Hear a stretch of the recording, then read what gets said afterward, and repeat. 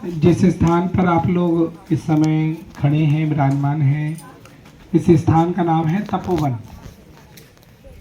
तपोवन से स्पष्ट हो रहा है नाम से ही कि तपस्या साधना भूमि।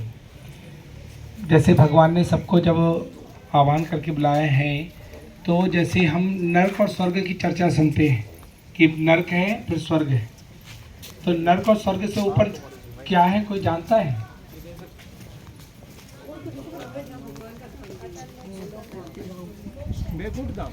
गोलोक धाम। ठीक है, बहुत अच्छा है। गोलोक धाम। हाथी कई अंधों ने हाथी पकड़े, किसी ने पैर, किसी ने सूंड, किसी ने पूंछ, किसी ने कुछ, तो पूछा हाथी कैसा, तो जिसको जो अनुभव में आया वही हाथी था।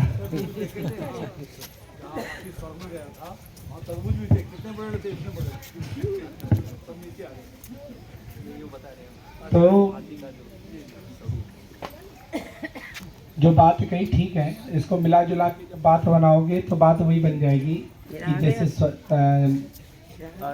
नरक लोक है, स्वर्ग लोक है, फिर महर लोक है, फिर जन लोक है, फिर तप लोक है, फिर उसके बाद महाराज महर वैतरणी नहीं, अपनी श्री यमुना जी हैं, समझे ना। इसके बाद फिर सत्य लोक है, उसके बाद फिर शिवलोक, ऐसे करके एक एक लोक बने हुए हैं ऊपर। जो जिसकी भावना से जो साधन करता है उस लोक में वो चला जाता है। तो जो तपलोक हैं, तपलोक में क्या है कि बड़े बड़े ऋषि मुनि तपस्या कर रहे हैं, शंकादिक आदि बड़े बड़े ऋषि मुनि, दुर्वासा में। तो वही ये साधना भूमि है जहाँ हम खड़े हैं। और ब्रज में भी जो महात्मा, कई बड़े बड़े 3 गौड़ी महात्मा गौड़ी संप्रदाय से थे, उन्होंने बड़ा भजन किया, बहुत भजनानंदी थे गौड़ी संप्रदाय के। तो ये साधना भूमि है जहाँ हम आए हैं। बोलो श्री राधा वल्लभ लाल की। इसके बाद हम चलेंगे अक्षय वट, वहाँ का भी आप खड़े हैं, समझ लीजिए। अक्षय वट वही वट है, जब समुद्र मंथन हुआ तो अनेक अनेक रत्न निकले, तो उसमें से ये अक्षय वट भी निकला। अक्षय वट यानी ये अक्षय फल की प्राप्ति कराने वाला। इस वृक्ष के नीचे खड़े होकर जो भी आप सोचे तो अक्षय फल की प्राप्ति होती है। तो भगवान ने वही स्वर्ग से लेकर वो वृक्ष वहाँ विराजमान कर दिया है, जहाँ इसके बाद हम जाएंगे।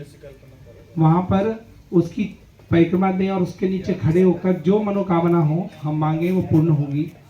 लेकिन बस मांगना क्या है यही समझना है। हाँ, चीत स्वामी जी का पद है बड़ा सुंदर कि वो कहते हैं एवो विदना तो पे अचरा पसार मांगो। अचरा यानी आंचल पसार के, जन्म जन्म दीजो मोहि याही ब्रजवसियो। देखो कितनी सुंदर बात आज इन महापुरुषों के आचार्यों की रही कि उन्होंने ये नहीं कहा कि वाही ब्रजवसियो, क्या कहा?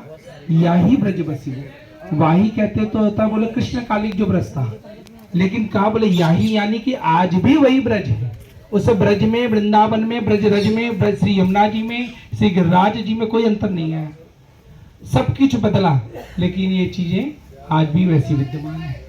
तो कहा बोले याही ब्रज बसिबो, हम भी उसी ब्रज में खड़े हैं जिस ब्रज में हमारे कन्हैया श्री किशोरी जी ने लीलाएं करी हैं।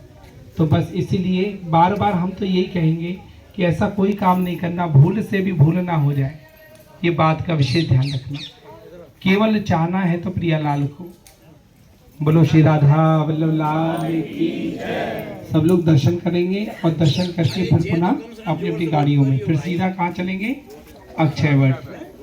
ठीक है ना, खूब खजाना मांग लेना। श्री राधा वल्लभ